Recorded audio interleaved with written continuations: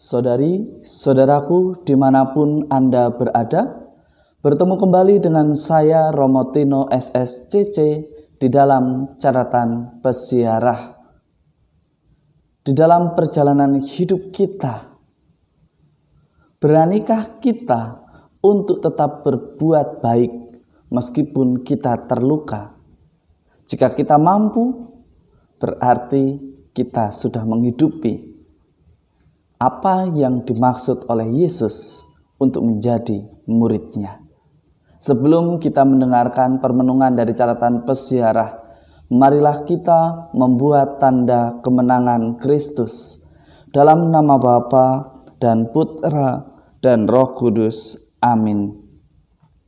Allah yang Maha Kasih, cinta-Mu begitu besar Kau berikan kepada kami.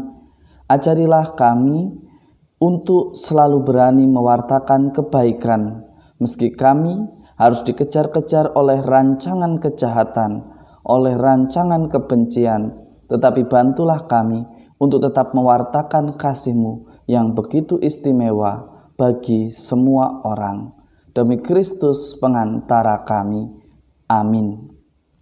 Saudari-saudaraku yang terkasih di dalam Yesus Kristus, selamat pagi. Tuhan memberkati kita semua, dan semoga di weekend kali ini kita semakin bersemangat untuk tetap memperbaiki dan mengevaluasi hidup kita selama sepekan yang sudah kita lalui.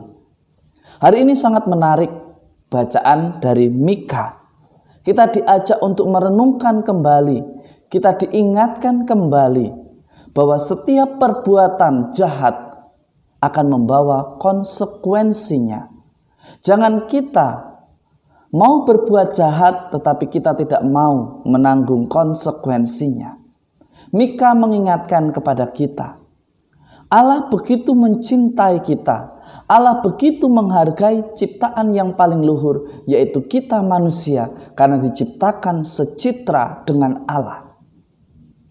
Tetapi melalui nabinya, Allah mengingatkan kepada kita bahwa setiap perbuatan jahat, perbuatan tidak baik selalu membawa konsekuensi. Ketika kita memecahkan gelas, kita bisa memperbaiki gelas itu, tetapi kita tidak bisa memperbaiki seperti semula. Ada retakan-retakan yang membekas di sana meskipun sudah disatukan oleh lem cinta kasih. Tetapi saudari-saudaraku yang terkasih, kalau kita berbohong, tentu ada efeknya. Efeknya apa? Kita menjadi tidak mudah untuk dipercaya lagi. Meskipun kita sudah bertobat, tetapi ketika kita ketahuan berbohong, kita akan sulit untuk mendapatkan kepercayaan yang sama meskipun mendapatkan kesempatan yang kedua.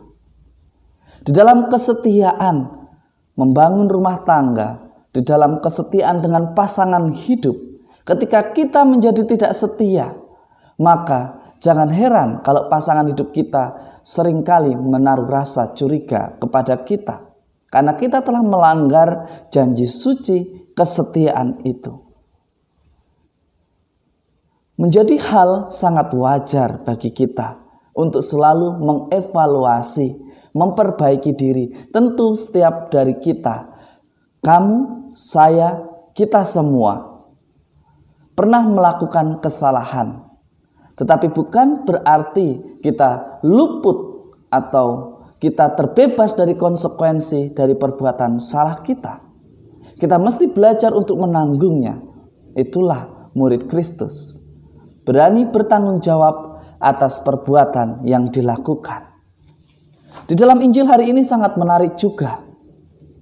Jelas dikatakan bahwa Yesus dengan keras melarang mereka memberitahukan siapa Dia, supaya genaplah sabda yang telah disampaikan dalam konteks ini dari kitab Nabi Yesaya. Di dalam Injil Matius sangat jelas mengingatkan kepada kita bahwa Yesus menghendaki kita untuk tetap berbuat baik. Kita mesti tetap berbagi kasih meskipun dibenci. Yesus sudah memberikan teladannya. Yesus tahu mereka bersekongkol hendak menjebak Yesus.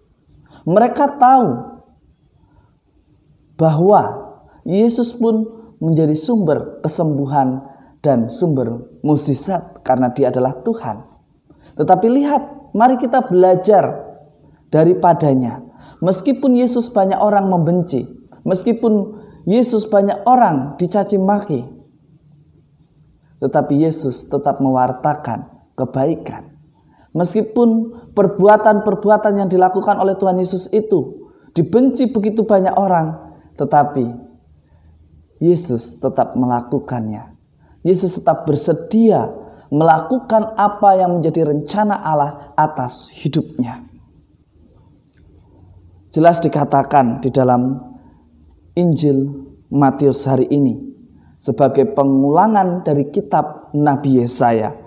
Lihatlah, itu hambaku yang kupilih, yang kukasih, yang kepadanya jiwaku berkenan. Allah mengatakan itu karena apa? Karena meskipun dibenci oleh banyak orang, Ia tetap melakukan apa yang menjadi rencana Tuhan. Kalau rencana Tuhan menghidupkan, maka manusia yang minta pertolongan kepada Tuhan menjadi hidup. Orang yang sakit menjadi sembuh. Orang yang terluka menjadi sembuh. Orang yang kerasukan menjadi terbebas. Orang yang berdosa menjadi bertobat. Saudari-saudaraku yang terkasih dalam Yesus Kristus, di dalam mewartakan kebaikan di mana-mana selalu menjadi musuh dari kejahatan. Di mana-mana banyak orang jahat membenci, mencemburui kita, dan bahkan ingin melenyapkan kita. Pertanyaan sederhana, beranikah kita meskipun dibenci, kita tetap berbagi kebaikan? Kenapa tidak? Karena berbagi kebaikan selalu mendatangkan berkat jika caranya tepat dan benar. Selamat beraktivitas dan semoga di dalam aktivitas kita hari ini selalu mendatangkan berkat, sukacita dan damai bagi kita dan sesama. Tuhan memberkati kita semua dalam nama Bapa dan Putera dan Roh Kudus. Amin. Saudari-saudaraku dimanapun Anda berada, perbuatan baik tidak pernah mendatangkan bahaya jika kita melakukannya dengan benar dan tepat. Dan kita pun ditantang sebagai murid Kristus dan orang yang beragama. Beranikah kita untuk tetap selalu berbuat baik meskipun dibenci, dicaci oleh mereka yang senang dalam kejahatan?